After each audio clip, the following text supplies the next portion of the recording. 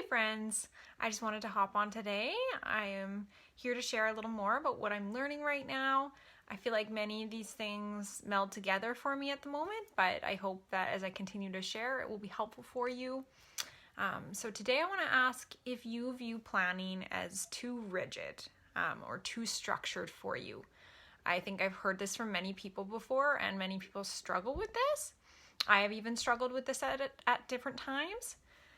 But I have found that I'm surprised by how freeing planning actually is.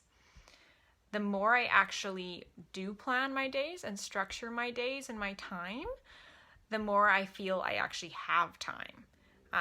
And the more I'm able to really enter into my days and enjoy what I'm doing at the present. So I have been learning a lot about creating a weekly schedule. I have yet to do this, but I'm excited to sit down in the next few days and do this. But the idea is to create a weekly schedule and plan what every hour of the day will kind of be focused on. So I feel like I can already hear moms out there saying, oh, that's impossible. And I agree, it's very challenging depending what season of motherhood you're in too. But the idea is not to be stuck to the plan, but to allow the plan to help you. So there's lots of ways you can have a backup plan too if you put something like this in place. But the idea is to give every hour a name and a purpose, whether that's resting, taking care of your kids, working, whatever that looks like for you. And then when I have done this, when I've put this into practice, I do feel like I'm not constantly thinking about the list of things that I need to do. I find that I actually feel more present in the moment, because in my head, I know I already have that scheduled for later. I know that I don't have to work right now because I have time for that later. So that's, I think, an aspect of how it can be very freeing. So one of the ways that this plays into my life right now is through a morning ritual. I don't know if you have a morning ritual, but I've been reading a lot about this. And what I'm reading is that how you start your day has everything to do with how you end your day. I thought that was very interesting.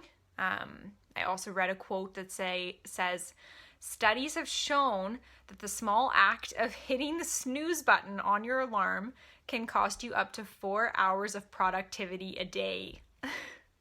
4 hours of productivity out the window. So when I read that and heard that, I could hardly believe that. And to be honest with you, I have struggled the most with hitting snooze on my alarm. That's probably been the greatest challenge for me.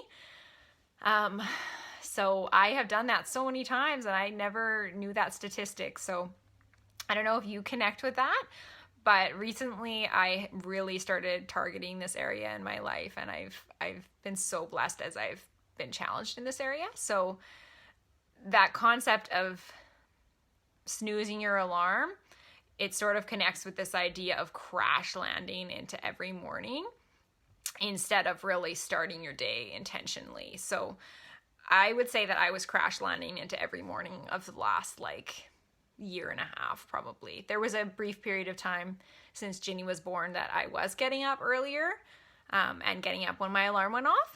But for the most part, sleep has sort of been my struggle. So anyways, I started in January getting up early, and my husband gets up early too, so that helps. But I started getting up early and really breaking this pattern, and I've been amazed how much it has helped me. So the concept is to start your day not in a reactive mode, but to start it intentionally. So I would encourage you, this is what I do.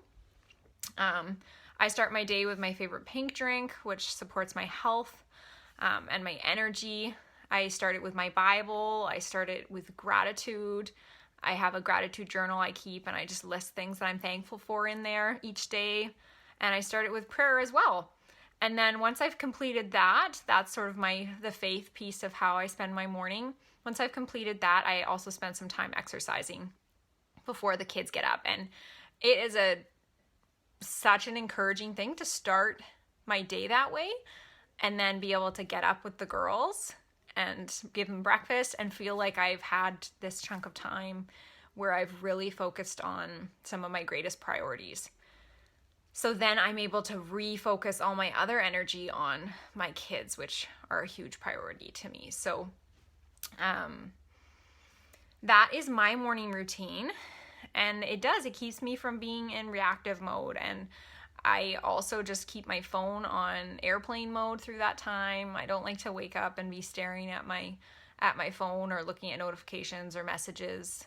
I find that has a wonderful place in my life, but I don't like to start my day with that. So I would encourage you to do the same thing and choose 3 to 5 things that you really value, 3 to 5 things that you can control, in the sense that whether that's drinking water, getting exercise, spending time reading, listening to music, maybe journaling. If you're a person of faith, maybe reading your Bible. So choose a couple of those things that you can start your day with, and try just, keeping your phone off for that period of time and see how your day is affected by that. So for me personally, starting my day that way really matters to me because I want my values to line up with my day. So my children, my faith, my work, those are all priorities to me, my family. So I want to make sure that I have time for those things in my day, and I start my day with things that I really value. And as I go through my day, my health support business is a huge priority to me, so I carve out time for that. And when I've already had that valuable time on my own in the morning, exercising, spending time in the Bible, those things encourage me, and they really help me pour myself out in the other things that are a priority to me in the day. So yeah, it's just been a huge encouragement to me. I hope that what I've shared encourages you as well. I'm curious if you schedule your week, if you've ever tried that. I'm really looking forward to trying that and then seeing how things play out as I try to sort of keep with that schedule and be more conscious of how I'm spending my time. So let me know if you schedule your week, if you have a planner, or if you have some way that you do that. And if you were to get up earlier, I'm not saying any specific time, everyone's life is different, but if you were to get up earlier, I wonder what you would spend your time doing, what those 3 to 5 things would be for you. So I would love for you to share those in a message with me or in the comments below. And I appreciate you listening. I hope that you were encouraged and what you heard was valuable to you. And I will be back on another day. So take care.